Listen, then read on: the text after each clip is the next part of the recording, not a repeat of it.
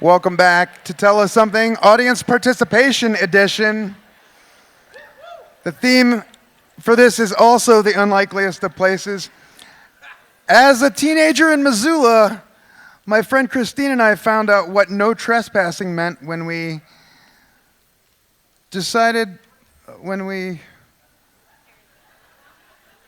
cannot read it. A sign on a horseback adventure. We were chased away on horseback by a man in a truck, firing a shotgun from his truck while driving. Lesson learned.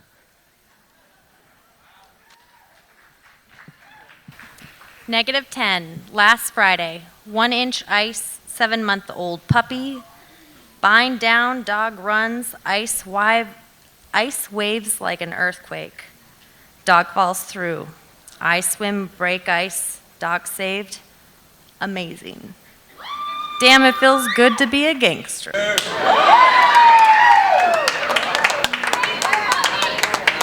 sounded like a poem.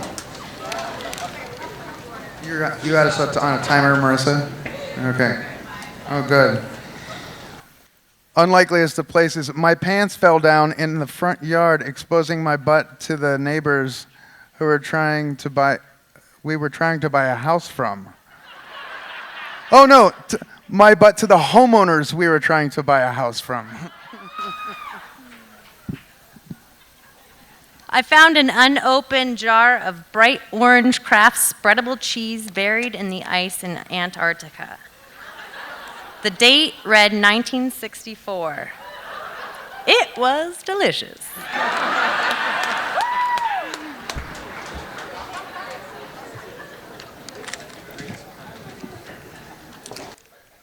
The unlikeliest of places. In 2015, at the bottom of Mooney Falls in Havasu Canyon, which is an offshoot of the Grand Canyon, I took a couple of pictures of a couple at their request with the waterfall as a backdrop. We spoke for a couple of minutes when we simultaneously recognized each other. He had been my doctor. Man, it's hard to read some people's handwriting. He had been my doctor from 1977 to 1985, at which point he moved to Seattle. I hadn't seen him in 30 years.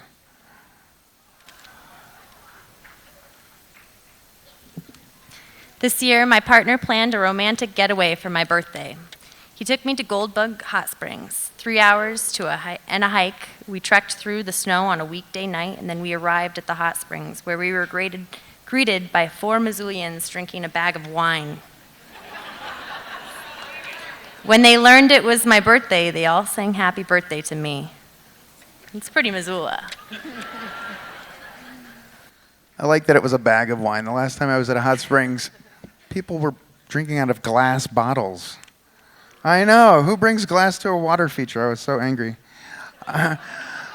I did reprimand them. I was like that, get off my lawn, kids, kind of guy. The unlikeliest of places. One time I was in love with a dude, like really, really in love with him. He turned out to be a jerk. So in the unlikeliest of places, I learned to love myself.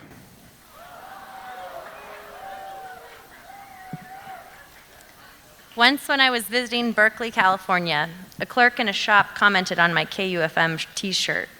It started a conversation that led us to realize we had been neighbors as children in Lead, South Dakota, 30 years earlier. There was a spanking involved. When we were kids, not as an adult.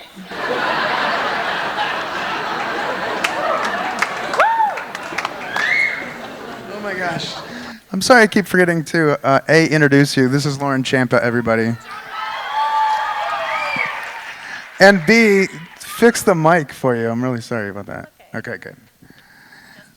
The unlikeliest of places. I never thought one of my life's biggest regrets would come from a place on the side of the road in between 2 towns I couldn't pronounce, across from the beach somewhere in Basque Country. While on my month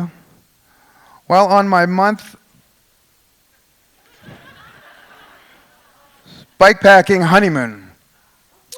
Okay, it was getting dark, We were 6 kilometers from our camp for the night, and for the first time in 250 miles, kilometers and miles in the same, okay. My wife was 100 yards in front of me.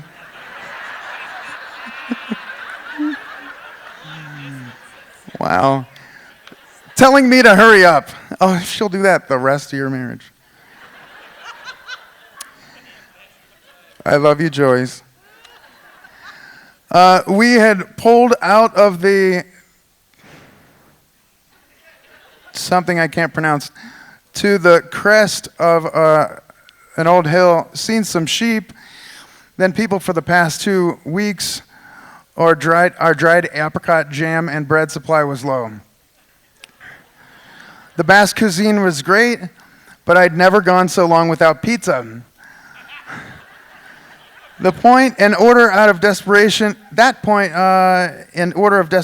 in Durango, Spain, resulted in pizza with canned tuna.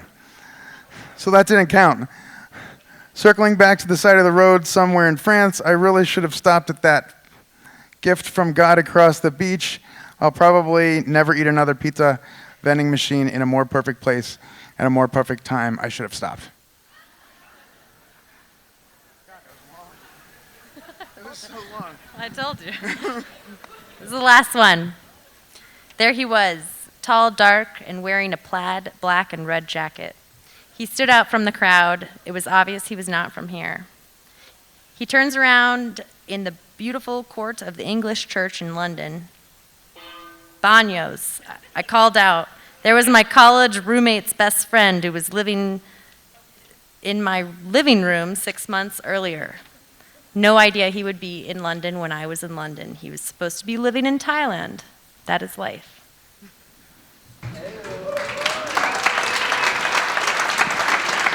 Thanks, everybody who participated in that. Thanks, Lauren, for helping me out.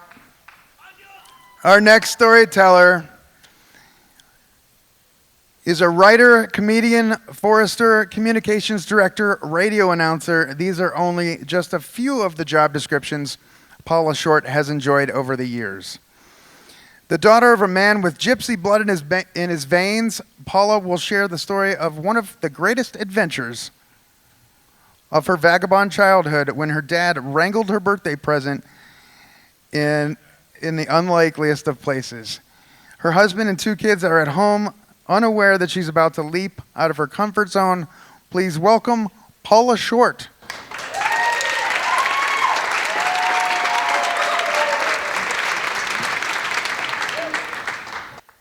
There's a race of men who don't fit in, a race who can't sit still. So they break the hearts of kith and kin and they roam the world at will.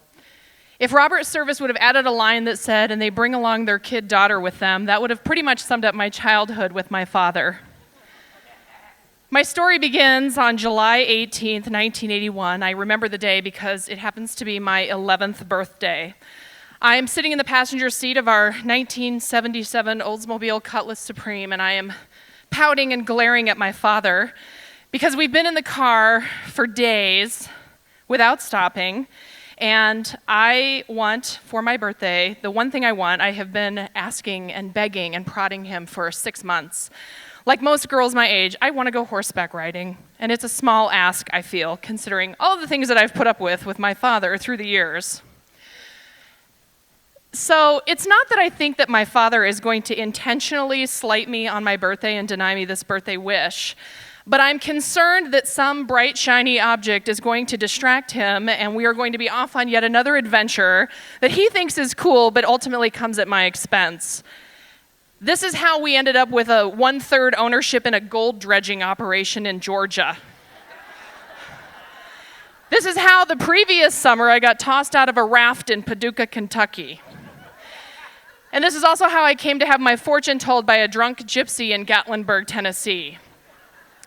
So I'm quite familiar with the adventures of my father and how this is going to go, and I have serious concerns about getting to ride a horse for my 11th birthday.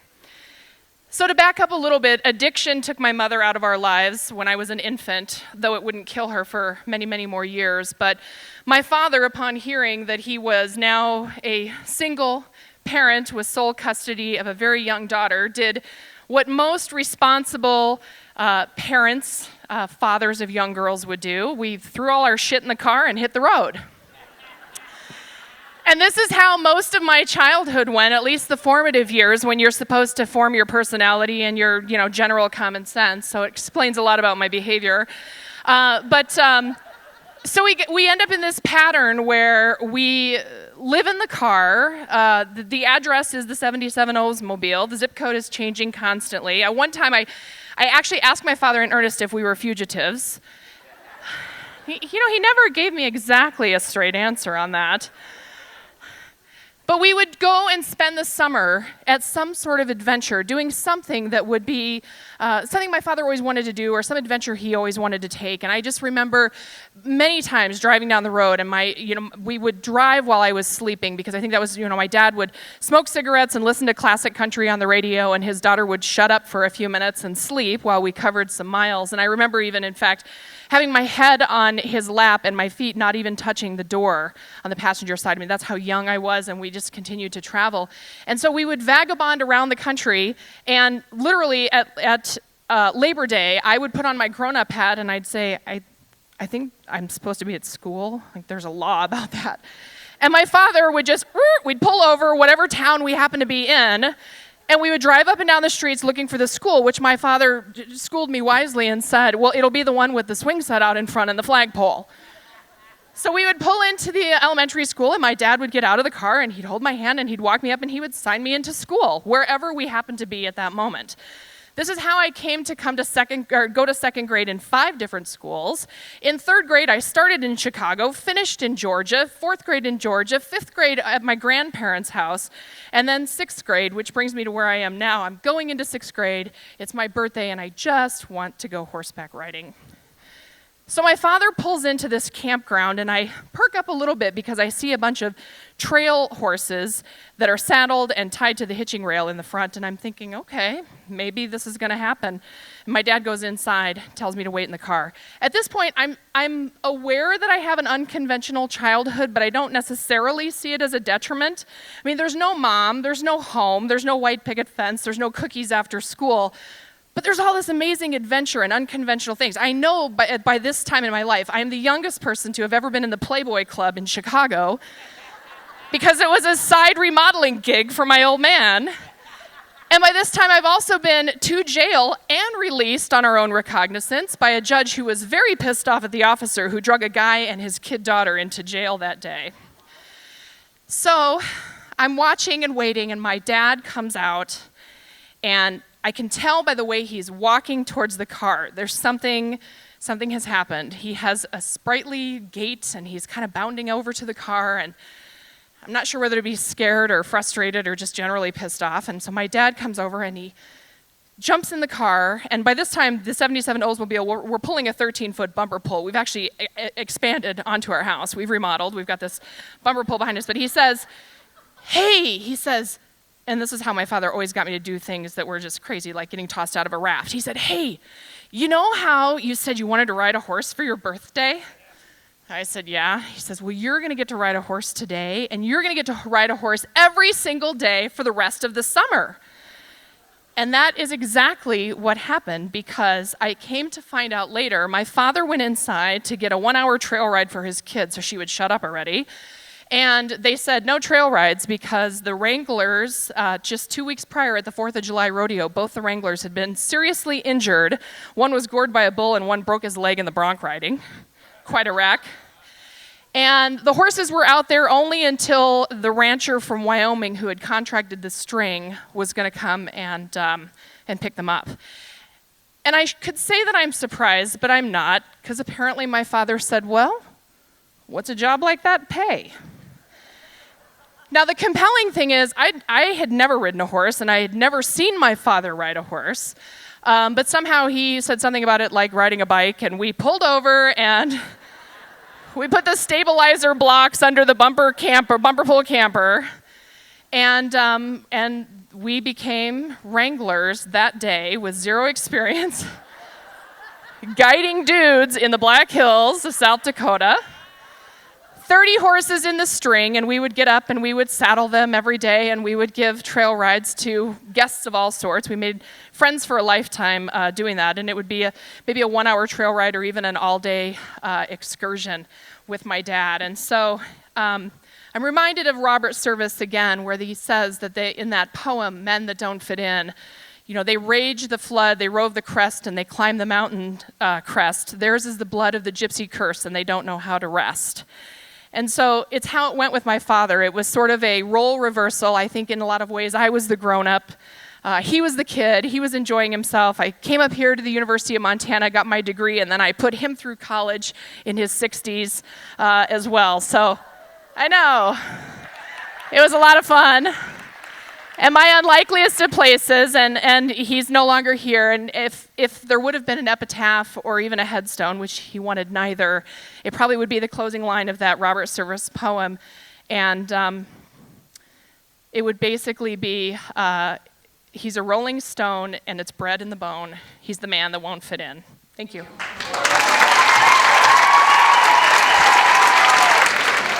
Thank you, Paula. Charles Abramson came to Missoula just for the summer after graduating from the University of Florida in 1963. 3 years ago, he hosted a party to celebrate his 50-year running bar tab just around the corner here at the Stockman Bar. A tab which he opened the day he got here, and he still has never paid it off.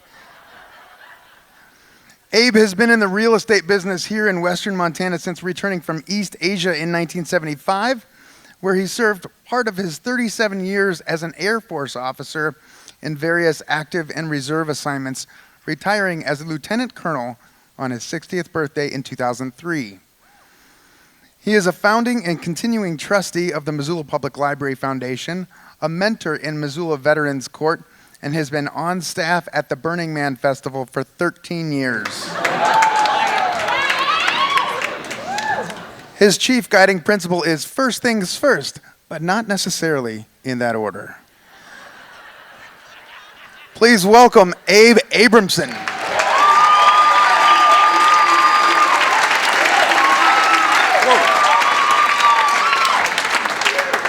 As you should have been, yeah.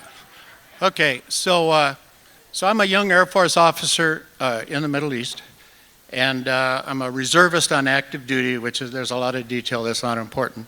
But at a certain point, the Air Force decided they didn't need a reserve officer on active duty in the Orient, and I became, in Taiwan, a reserve officer in the active reserves, not on active duty. Okay, enough of that. So anyway, but the thing is, when you're on military orders in a foreign country, there's a thing called the SOFA, the Status of Forces Agreement. And it controls more than you know in the beginning. So I'm in the reserves. I'm studying Tang Dynasty poetry 2 hours a day, 5 days a week, and I'm studying a Korean martial art, Tang Sho Dao, 2 hours a day, 6 days a week, and recovering from, I'd had Hep A, which for reasons I don't understand, I pretty much totally licked. And one day, it comes to my attention that some people were looking for me, because how would I know that if you're no longer on active duty and the country doesn't know you're there and they hear you're there, they want to know why you're there.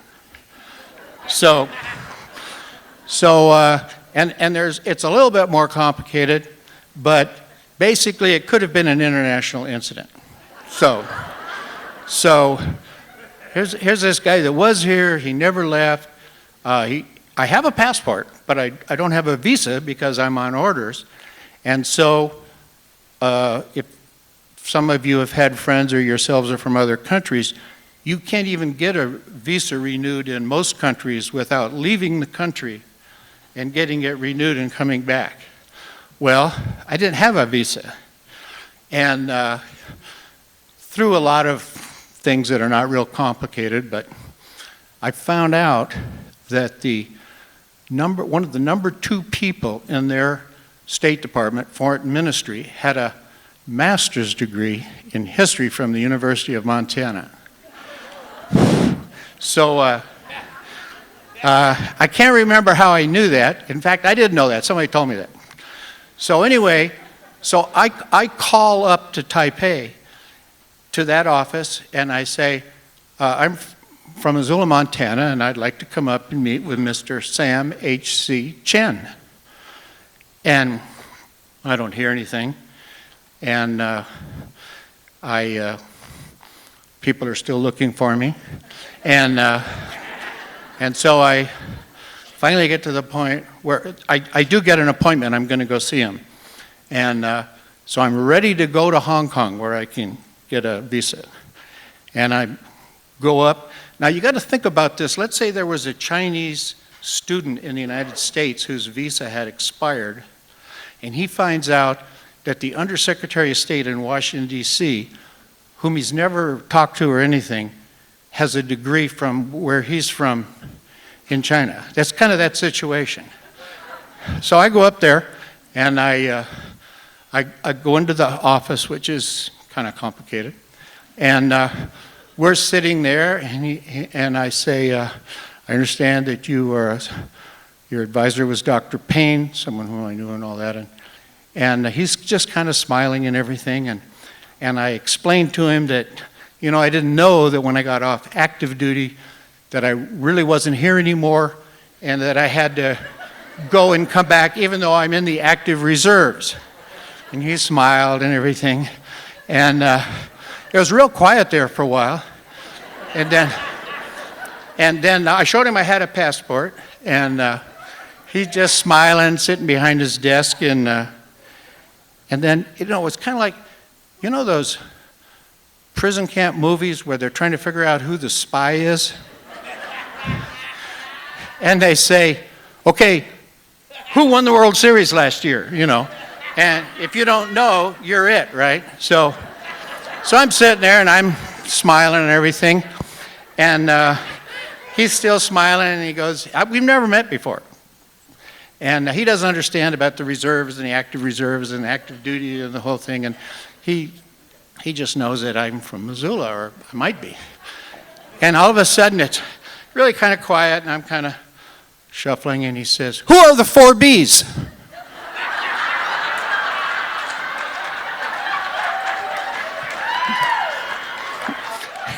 I said, now, when I got here in '63, there was only one 4Bs that was down there on Broadway.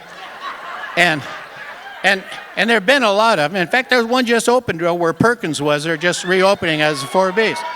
But I said, excuse me?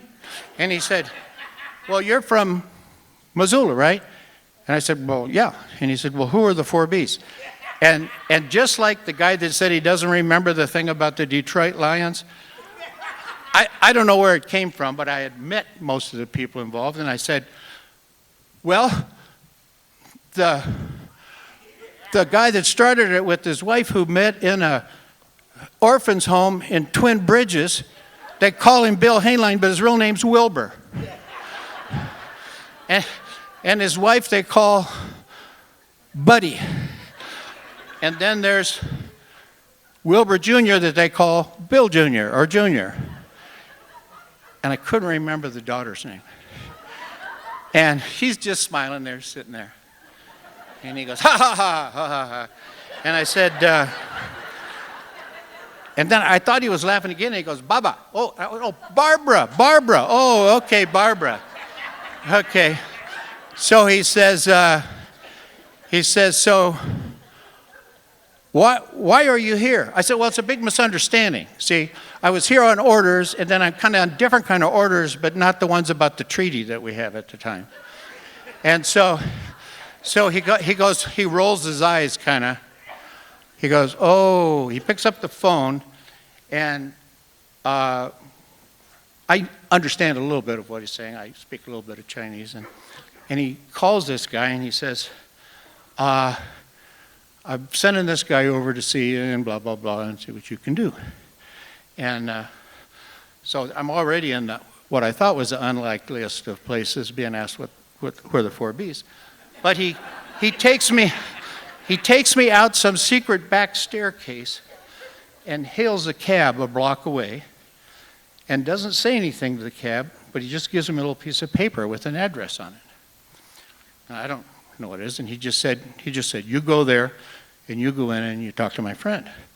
Well, I just happen to know that the place he takes me is the kind of place we don't have here. We don't have a state police as such. But he takes, and the cab won't even go up to the building. The cab says, over there, over there. So I go in, and I get to the door, and they let me in, and I go up, and they're kind of expecting me, and I go into this like shotgun thing where there's a ante room, and then somebody comes out and takes me into the waiting room, and then somebody pours me tea.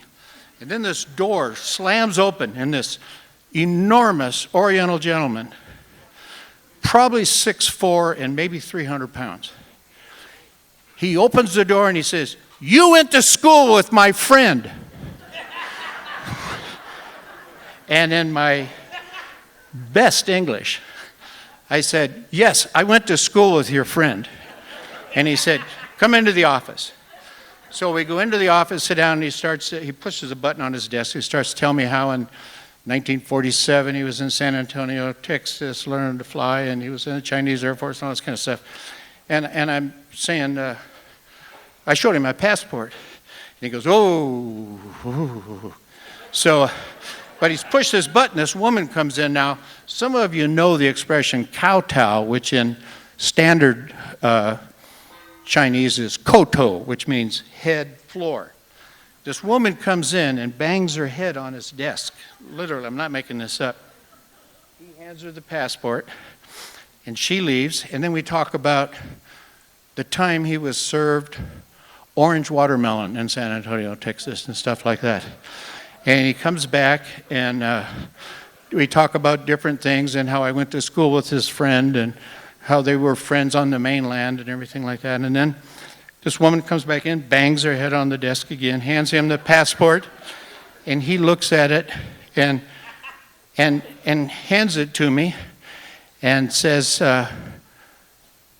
basically, "That will be all," something like that. And so I'm on my way, remember, to Hong Kong. So I go out and I have to walk about 4 blocks to get a cab, and I go to the Feijijiang, I go to the airport, and when I go through customs, you remember I have to have something to get out of the country. The guy looks at it and just slams it up and hands it to me, and I'm gone. So, but who are the 4 Bs? I'll never forget that. So, I actually didn't know who won the World Series the year before, but I did know who the 4 Bs were. So, thank you very much.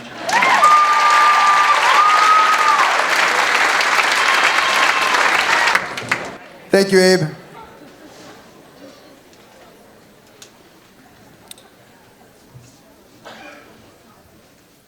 Gary Delp moved to Missoula in 1991 to go to college.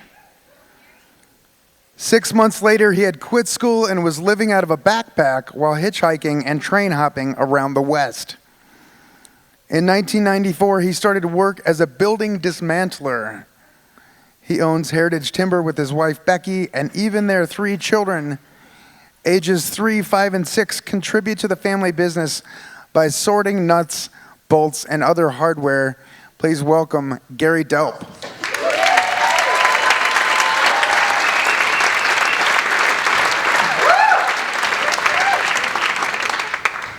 Happy winter, everybody. We're going to bring it back to Missoula a little bit. This story takes place here. The first time I saw Linda, she was riding her bike on an old road that is now part of the Missoula River Trail system. It was a beautiful June day. The sun was shining, and Linda was dressed for the season. She had on a summer sun hat, a long dress, pumps, her face was made up, and on that early summer day, she just looked, she looked happy. But what I immediately thought when I saw her was, what are you doing here just a week later back here at the scene of the crime? Now, the scene of the crime was the old Champion Mill, a 20-acre piece of ground over just south of the Clark Fork River in the middle of Missoula. The year was 1995. I was 24 years old and finishing up my first year in what would become my career as a building dismantler. We were taking down some buildings there. I was living on site in an old office building with two other guys, Barrett and Jeff.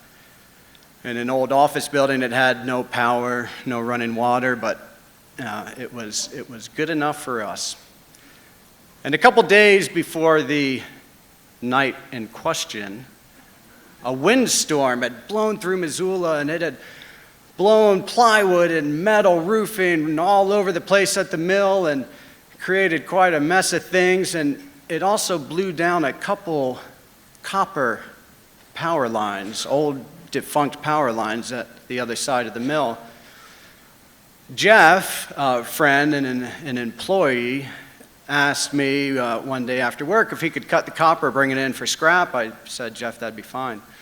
So a day or two later, it's Friday night, and Jeff and Barrett had been out tying one on at the local bars and knocked on my door. I was fast asleep. Hey, Delp, can I borrow some bolt cutters, cut that wire down? And I mumbled, sure, knock yourself out. Fell back to sleep. And an indeterminate amount of time later, I was awakened by the sound of a pickup truck screaming across the mill. It had a flat tire. And Jeff screaming at the top of his lungs, Delp! Delp! Give me a gun! Delp! They killed my dog! They stabbed Aspen! They tried to kill me! Give me a gun! I don't know what's going on. I wake up, I hear a little bit more, get out of bed. Jeff runs up the porch, he throws up on my door, Delp! They stabbed my dog, they killed Aspen, they tried to kill me, give me a fucking gun! Now, you would have to be a complete idiot to give a gun to somebody who is clearly very drunk, highly agitated, to avenge the death of their best friend in the whole world. The pistol I gave him was a Target 22. It was a semi-automatic. It had a hair trigger. He took the magazine and the pistol. He went out the door. He hopped in his truck. And Barrett, who he'd been out drinking with, who got woken up by all the commotion, hopped in the passenger side of the truck. He shut the door. Boom! Gun goes off. Barrett jumps out of the truck. Man, you almost shot me. Jeff puts the hammer down and goes flying across the mill. A few moments later, I hear gunshots.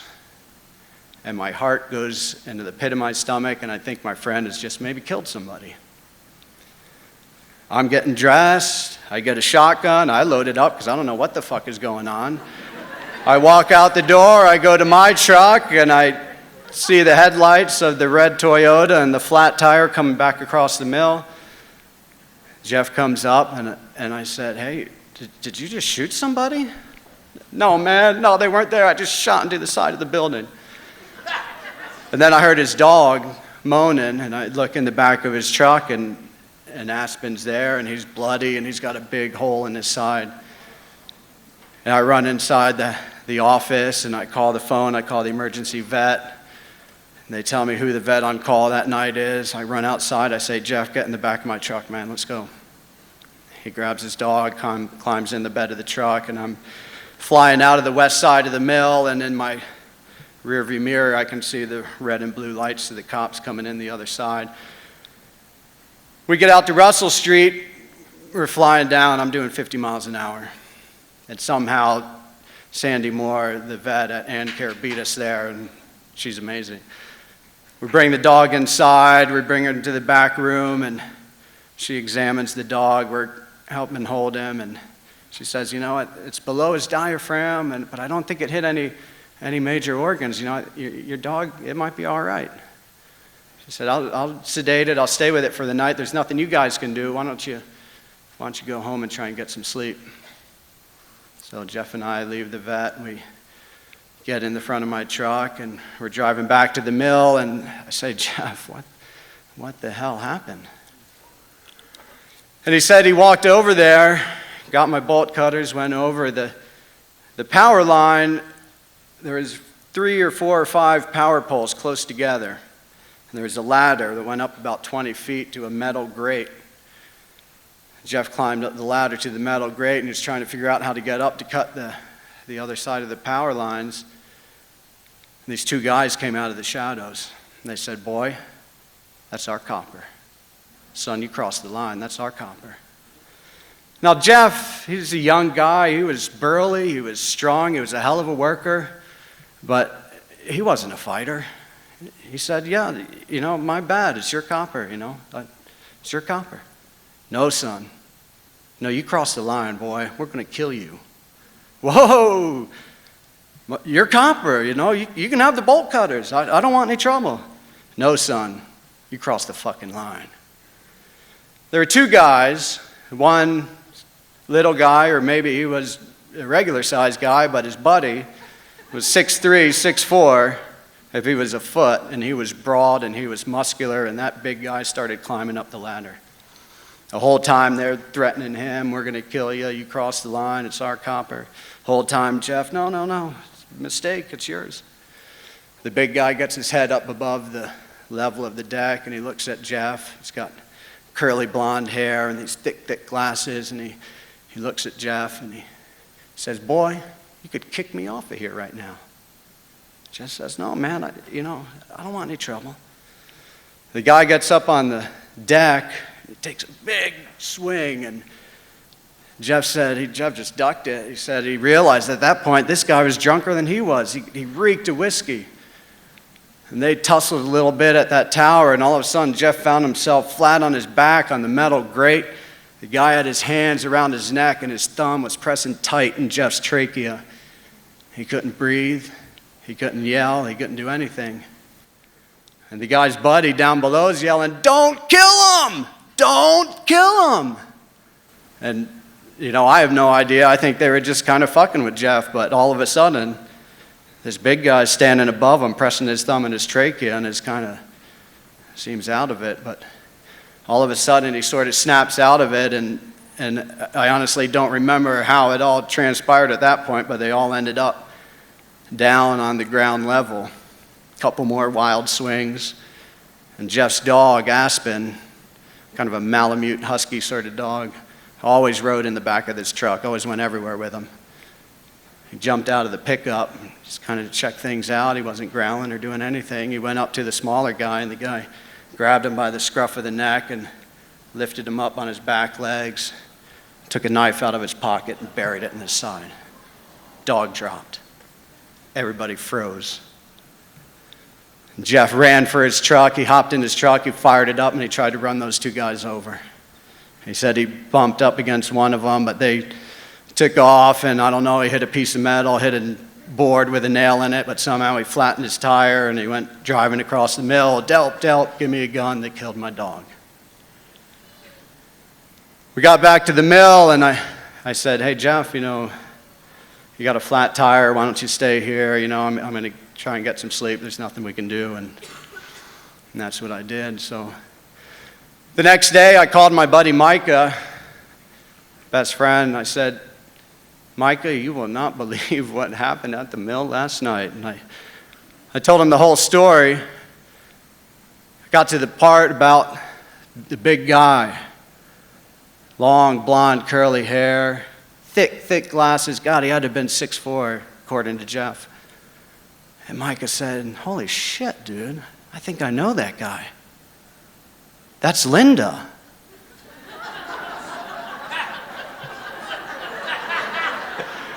Linda was a transgender woman who wanted to get an operation to make a full transition, but the VA wouldn't pay for it. She was also chronically homeless and an alcoholic, and she had a mountain bike and a burly trailer, and she'd go around at night and procure copper or other metal to sell for scrap. She used to get her bike worked on at New Era Bikes where my buddy Micah worked and hang out there, and so that's how he knew her. Several months later, at the end of the summer, I was doing a job over at Bitterroot Flower Shop, right across 6th Street from New Era Bikes.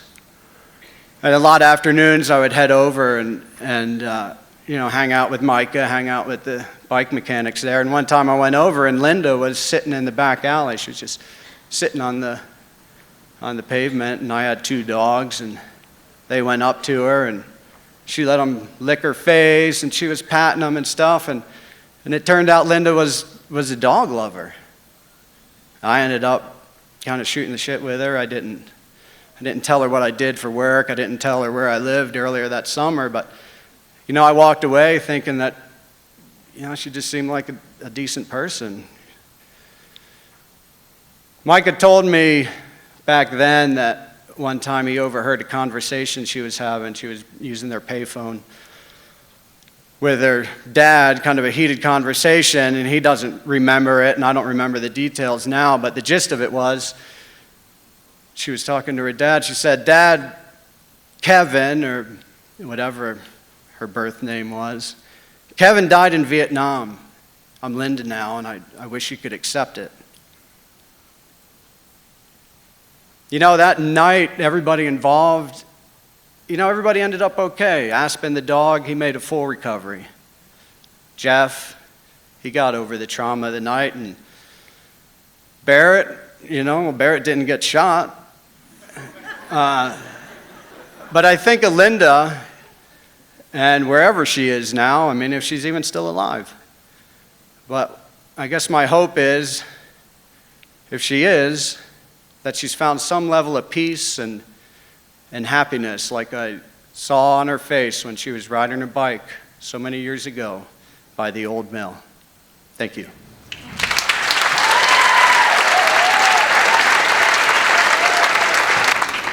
Thank you, Gary. Thanks to all of our volunteers who helped put this on, and thanks to all of our storytellers. Our last storyteller, Jeffrey Sutton, is a recognized business leader of the arts. As a professional photographer, Jeff has numerous images published. His work has appeared in Newsweek, Parade, the New York Times, USA Today, and on the cover of 24 magazines.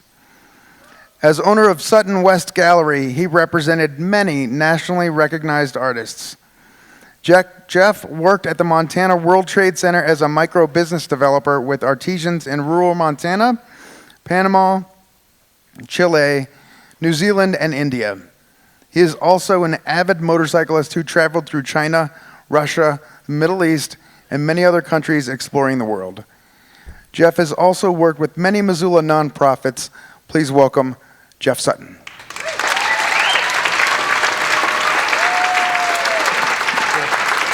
Buenas noches. My story starts in 1975. I was taking a gap year between my undergraduate and graduate work as an anthropologist. As an undergraduate, I happened to do some research in Mexico in the mountains of Michoacan in a little Indian village where I learned really bad Spanish. So I decided that I would try out my bad Spanish and go to South America. I took off in November of 1975. I was 23 years old.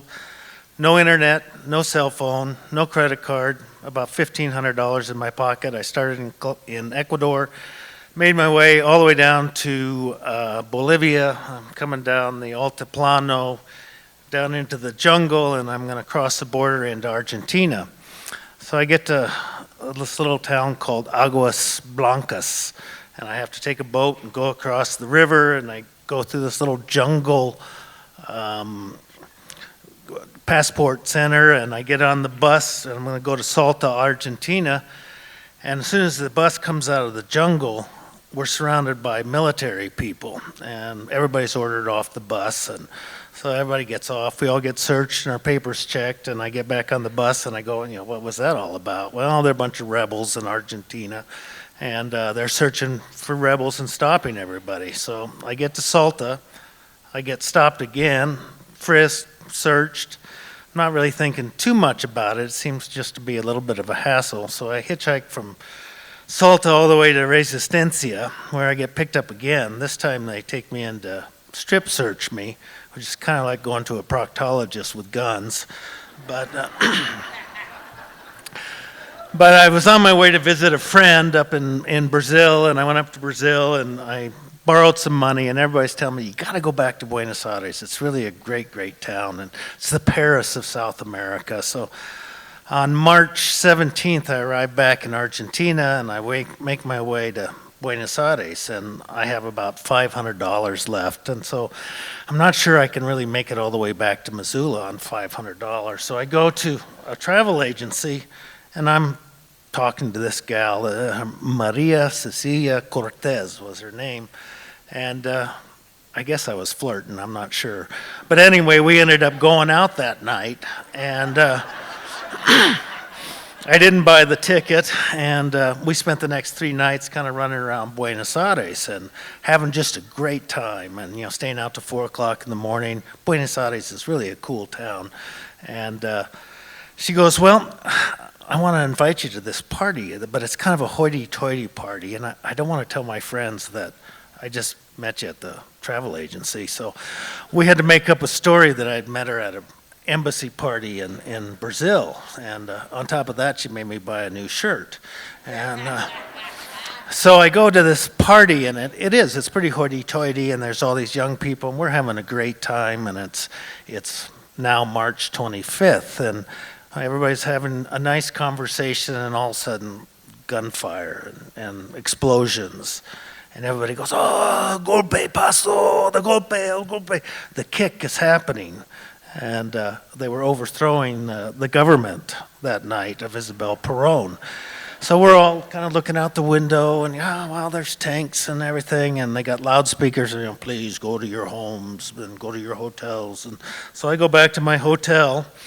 Next morning, I kind of get up, and I'm going, wow, this is pretty wild. I go down to the Casa Rosada, and I actually see them taking Isabel Perón away. She was the third wife of Juan Perón, and they had just overthrown her. And I take pictures of the tanks in the streets and everything, and people are looking in windows where their television's watching what's going on. But they had declared martial law, and habeas corpus had been thrown out, and so I go back to my hotel, and I go, well, gosh, I got to get out of here. This isn't going to be all that much fun. So I go to the bus station with my bag and everything, and I'm going to go to Mendoza. They got good wine over there, and I was going to go see friends in Chile. Well, I never made it to the window, and these guys picked me up, and I'm going, well, shit, I've already been through this 3 times, no big deal. And there's this French kid walking next to me, and they got about 20 of us are taken to the police station, and he's going, merde, merde, merde. And I go, hey, they know what that means, calm down. So we get to the police station, and I got my Panama hat on, and I walk in, and the guy takes a pistol out, hits me in the back of the head, and says, don't you have manners? You take your hat off when you come inside. And that kind of changed my tone about everything a little bit. And so they look through my bag, and they interrogate me, and they take me into this jail yard, and there's German Shepherds on lines, and I said, well, we're feeding the prisoners now, and they give me bread and rice, and I finish it, and I go back to the door and said, I'm done. And they go, no, you stay here. Well, there were like 8 cells, and they were all filled with people. So that night, I'm on the sidewalk under the overhang in front of the cells, German Shepherds out here, and I'm sleeping. I had my sleeping bag. And about midnight, I hear this boom, big explosion. And all of a sudden, all the dogs are barking, and the lights come back on, and the guys run in with guns and throw us all up against the wall. Next thing I know, I got a gun to my head. And they're patting me down, and apparently the rebels had thrown a grenade at the building that night. And next day, I did manage to get into one of the cells, and the next few days, I'm with these guys, and I'm finding out that the rebels have been attacking all these buildings and police stations and all these things that are happening in Buenos Aires. And on the other side, Isabel Perón's government has started the dirty war, and they start sending out assassination squads and death squads, killing people. And so things are kind of tense before the revolution. After about 3 days, they come and get me and take me to another police station, and they fingerprint me and mugshot me. And I'm kind of going, hey, man, could I get a copy of that picture? Took me into this room under the lights, and they're doing this whole interrogation thing. And they have all my maps, and I'm dyslexic, so I use my photos as sort of a diary of where I've been. And I had been circling everything I photographed. Well, I had circled all these buildings I had photographed, the White House, the communication, the Admiralty. Well, they kind of wondered what I was doing with all this. And all of a sudden, I go into this cheap Mexican accent, go, hey, senor, I'm from Montana, you know. We got deer and we got antelope and cowboys and Indians and all these things, you know. I'm no terrorist. And I said, you know that John Wayne, that's where I'm from. They got the John Wayne movie. And so I spent the night in the jail again. And next day they took me back to where my bag was, and I spent a few more days. And then they pick me up again and take me to the office. And they're very nice. They say, here's your money, here's your passport. But we would really like you to leave the country. Now, we know you want to go to Chile, and you can go, but you have to fly. And so they take me to the airport, and they put me on a plane, and I fly to Santiago, Chile. You know, had I known at the time what was really going on, after the coup, they rounded up journalists, intellectuals, college professors, students, and the death squads were a little inefficient because they left bodies, so they decided to make people disappear. And they rounded up 150,000 Argentinians and put them in 300 concentration camps. Almost 30,000 disappeared with no trace. And after the junta fell in 1983, they put the officers on trial, and they found a commander of the naval station outside of Buenos Aires, and they were bringing busloads of prisoners in, shooting them up with a drug that would paralyze them, putting them in cargo planes and flying them out over the ocean into shark-infested waters and dumping them out. During this time, the U.S. government gave $1 billion to the junta, and just today it was announced in the paper that the Obama administration is releasing the secret documents on what happened during the revolution. I got to Argentina, I got to Chile, and a lot of people said, well, how'd you get out? And I said, well, you know, maybe they believed my story, I was just traveling through, maybe they hated my Mexican accent, but I kind of like to think that it was because they'd actually seen a John Wayne movie. Thanks.